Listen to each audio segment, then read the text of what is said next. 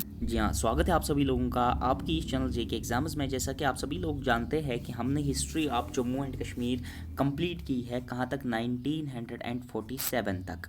1947 तक जितने भी कश्मीर का पार्ट हमने डिस्कस किया, जम्मू का पार्ट किया डिस्कस, और उसके अलावा जम्मू कश्मीर का पार्ट भी हमने डिस्कस किया। हमने डोगरा रूल देखा, अफगान रूल देखा, सिख रूल देखा, हर कोई चीज़ हमने यहाँ तक डिस्कस किया है। लेकिन 1947 में क्या होता है? इंडिया इंडिपेंडेंट होता है।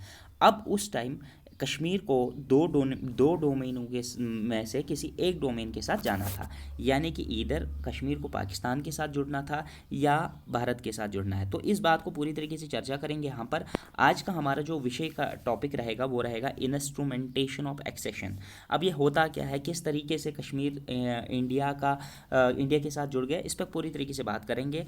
तो आप सभी लोग ध्यान देंगे पूरी तरीके से समझने के लिए कि ये असल में हुआ कैसे।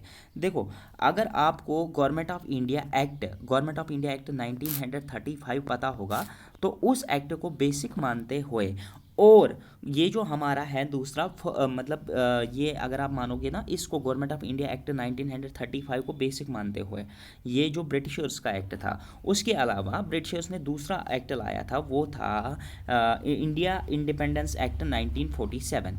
दो एक्ट्स थे हमारे पास जो ब्रिटिश कॉन्स्टिट्यूशन की तरफ से लागू किए गए थे यहाँ पर। और इस एक्ट के द्वारा पूरी तरीके से भारत को आज़ादी मिली थी। लेकिन उस वक्त आज़ादी इस तरीके से मिली कि भारत को दो हिस्सों में, इंडिया को दो हिस्सों में डिवाइड किया गया। एक का नाम रखा गया कश्मीर, एक का नाम पाकिस्तान रखा गया, और दूसरे का नाम रखा गया डोमिनियन ऑफ इंडिया। एक का नाम डोमिनियन ऑफ पाकिस्तान था और dominion of India, P for Pakistan and I for India. अब उस वक्त इंडिया की हालत जो थी वो इस तरीके से नहीं थी। उस वक्त जो पूरा इंडिया था वो पूरी तरीके से बिखरा हुआ था। तो इसमें आप देखोगे कि इसमें किस किस तरीके के स्टेट्स थे।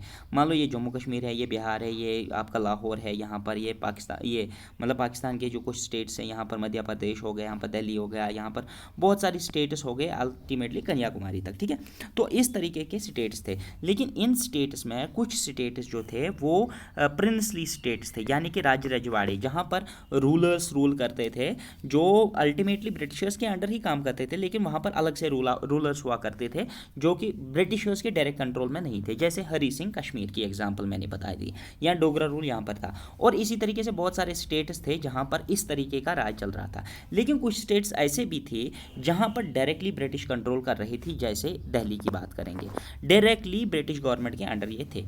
अब यहाँ पर दो विषय हुए।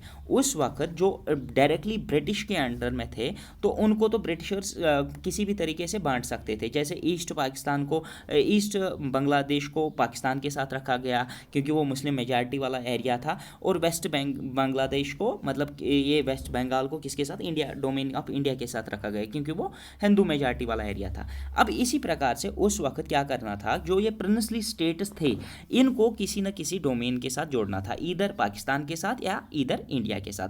समझ लीजिए इस बात को किस तरीके से मैं समझाने जा रहा हूँ, क्योंकि ये बहुत ज़्यादा इंपॉर्टेंट है। उस वक्त तीन चॉइसेस दी गई according to the government of independence act 1947 के इंडिपेंडेंस एक्ट के तहत तीन चॉइसेस थी, लेकिन प्रैक्टिकली उसमें दो ही थी।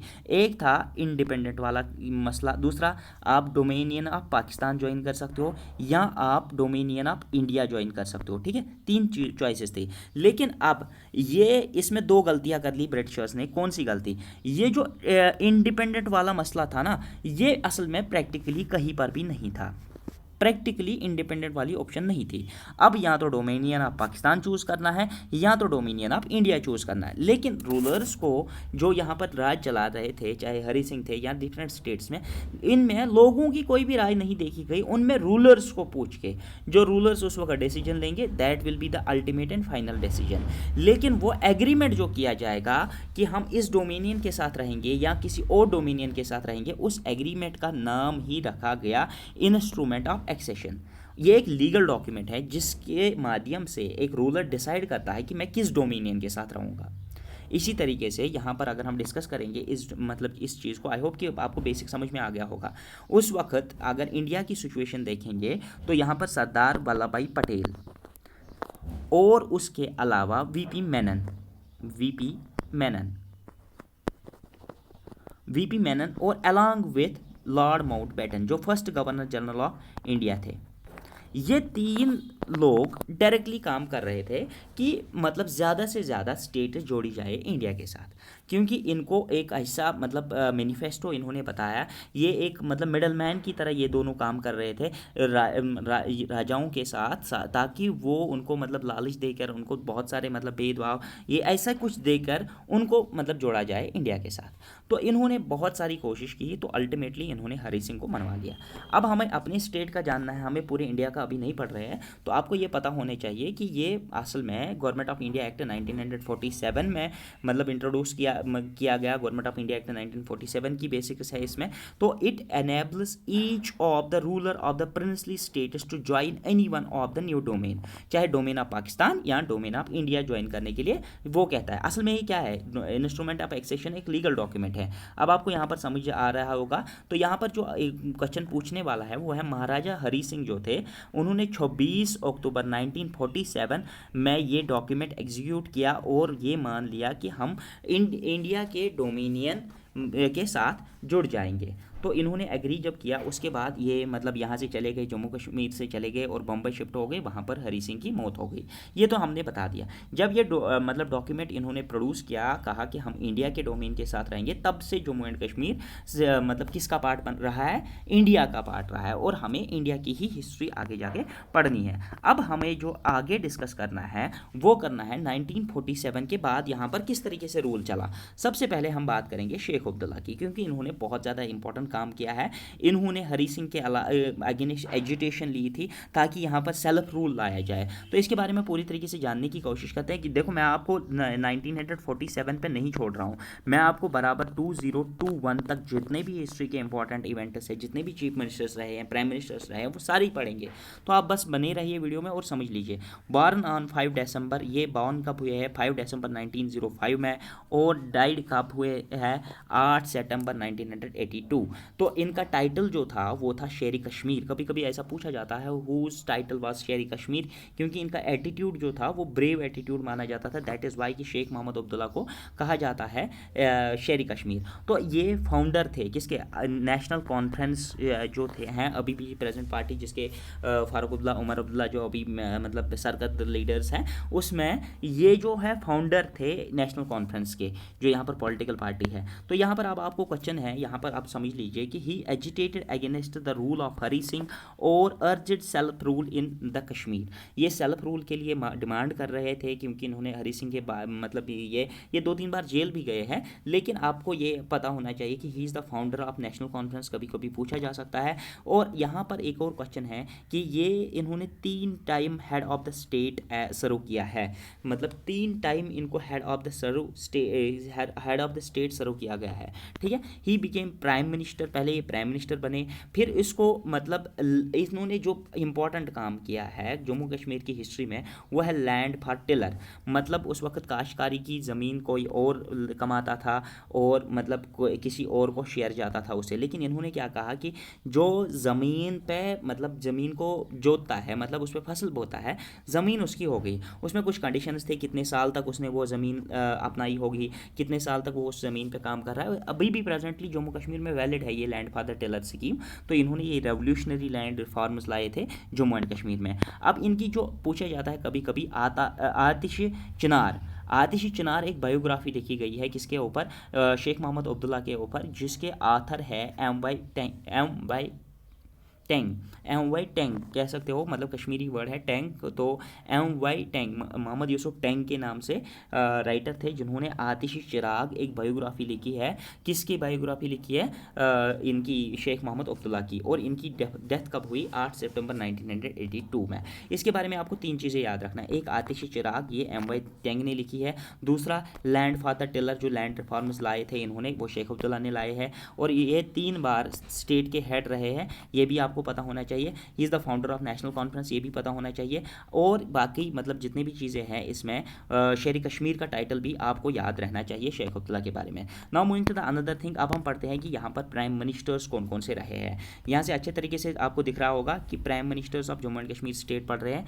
जम्मू एंड कश्मीर की मतलब ये अभी तक अगर आप चैनल पर नए हो तो चैनल को ज़रूर सब्सक्राइब करना, वीडियो को एक लाइक ज़रूर दे देना और कमेंट में ज़रूर बताओ कि आपको हमारा पढ़ाना कैसा लग रहा है। सबसे पहले जो प्राइम मिनिस्टर थे वो थे मेहरचंद महराज, और ये इनका जो रूल रहा है 1947 से लेकर 1948 तक। उसके बाद जो यहाँ पर रूलर आए वो आए शेख अब्दुल्ला। शेख अब्दुल्ला का जो रूल रहा वो 1948 से 1951 तक रहा। उसके बाद हमारे पास आए Bakshi Ghulam Mohammad. Bakshi Ghulam Mohammad as a prime ministers की बात कर रहा हूँ, क्योंकि यहाँ पर पहले प्राइम मिनिस्टर हुआ करता था। 1951 से लेकर 1953 तक ये रहे हैं। उसके बाद ख्वाजा शमसुद्दीन आए हैं 1953 से लेकर 1964 तक। उसके बाद गुलाम मोहम्मद सादिक आए, गुलाम मोहम्मद सादिक 1964 से 65 तक। फिर उसके बाद chief ministers of Jammu and Kashmir state आए। पहले गुलाम मोहम्मद सादिक था, जो कि इंडियन नेशनल कांग्रेस से बिलोंग करते थे। इंडियन नेशनल कांग्रेस जिसकी अभी प्रेजेंट चेयरमैन जो है वो सोनिया गांधी है। तो ये इन्होंने 1965 से लेकर 1971 तक रूल किया है। फिर सईद मीर कासिम 1971 से 75 तक। पीडीएफ आपको टेलीग्राम चैनल पे मिल जाएगी, आपको चिंता करने की कोई ज़रूरत नहीं। फिर उसके बाद शेख अब्दुल्ला आए 1975 से 77 तक, ये नेशनल कॉन्फ्रेंस से बिलोंग करते थे। फिर फारूक अब्दुल्ला आए नेशनल कॉन्फ्रेंस से 1982 से लेकर 1984 तक। फिर उसके बाद आए गुलाम मोहम्मद शाह, जो अवामी नेशनल कॉन्फ्रेंस से बिलोंग करते थे 1984 से लेकर 1986 तक। असल में ये फारूक अब्दुल्ला के शायद आई थिंक कि चचा है, तो ये इनकी एक रिलेशन है। इन्होंने अलग विंग बनाई है नेशनल कॉन्फ्रेंस की, जिसकी अवामी नेशनल कॉन्फ्रेंस के नाम से है। फारूक अब्दुल्ला फिर से आए नेशनल कॉन्फ्रेंस में, इन्होंने अदम एतमाद किया था। ये इसके बारे में एक हिस्ट्री का इवेंट है, अलग से पढ़ा दूंगा वो। 1986 से 1989 तक। फिर उसके बाद फिर से फारूक अब्दुल्ला आए नेशनल कॉन्फ्रेंस से 1996 से लेकर 2002 तक। फिर उसके बाद मुफ्ती मोहम्मद सईद आए, पीडीपी से बिलोंग करते थे 202 से लेकर 205 तक। गुलाम नबी आज़ाद कोलेशन गवर्नमेंट थी इनकी, और इनकी 2005 से लेकर 2008 तक। फिर उसके बाद उमर अब्दुल्ला आए, उमर अब्दुल्ला ने नेशनल कॉन्फ्रेंस के सरकर्द थे 2009 से लेकर 2015 तक। फिर उसके बाद मुफ्ती मोहम्मद सईद फिर से आते हैं, जब उनकी वफात होती है 2016 में। 2015 और 16 के बीच में उन्होंने राज किया।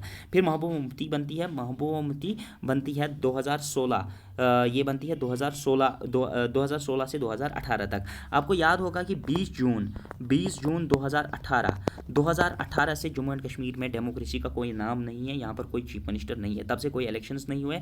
और बाकी जितने भी देखो, इसमें अब गवर्नर रूल आएगा, कभी कभी प्रेसिडेंशियल रूल यहाँ पर लागू हुआ है। आपने गैप देखा होगा, जब आप नोट कर रहे होंगे आपने गैप देखा होगा, प्रेसिडेंट्स रूल, गवर्नर्स रूल। और इंपॉर्टेंट इवेंट है जो भी हमें डिस्कस करनी है, और इनकी अचीवमेंट्स जो भी हमें डिस्कस करनी है वो नेक्स्ट वीडियो में करेंगे। तब तक के लिए goodbye and have a nice day. Thank you.